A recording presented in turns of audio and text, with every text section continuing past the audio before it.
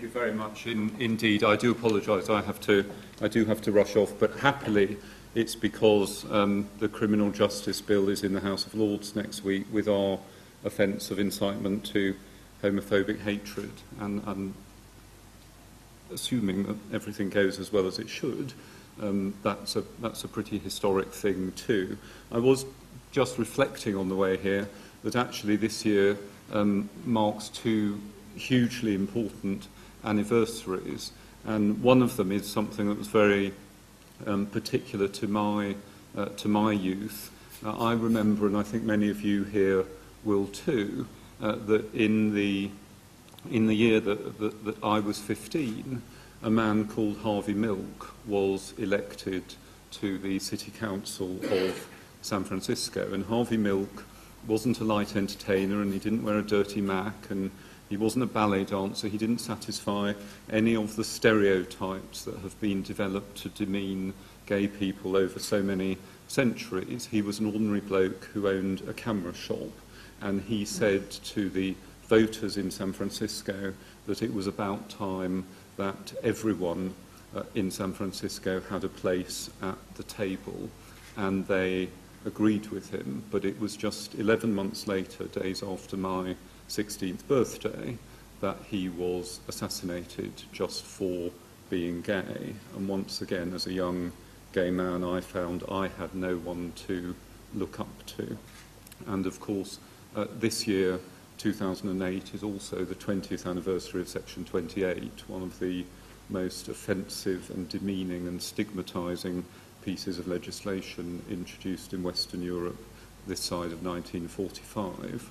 And at Stonewall, certainly, we work every single day mindful of the fact that the introduction of Section 28 was the reason we were created, and that every one of our supporters expects us to be vigilant every single day for the return of the sort of homophobia that led to that piece of the law being changed in such a disgusting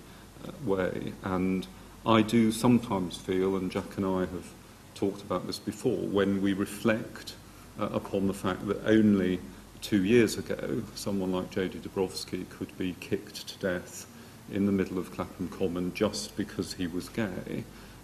we sometimes think, well, perhaps things haven't changed that much, and I think it's important, we reassure ourselves that they have changed, and actually one of the huge changes that is marked here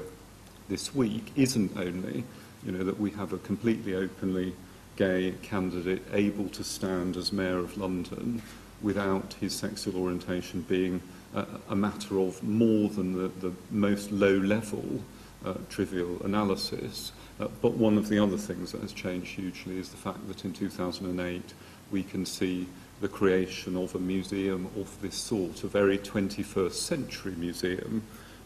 perfectly designed not just to mark our history but to celebrate it too. And I would just say finally, one thing I'm crystal clear about through all the 5 years I've been privileged to work at Stonewall, one thing I'm crystal clear about is that when individuals and organisations work together, they can achieve remarkable things. And I know there's been a constellation of individuals who've been involved in supporting Jack and supporting this project, and I think it is a historic day for our communities in this country, and certainly I wish you and every single person engaged in what is a pretty remarkable enterprise hugely good luck.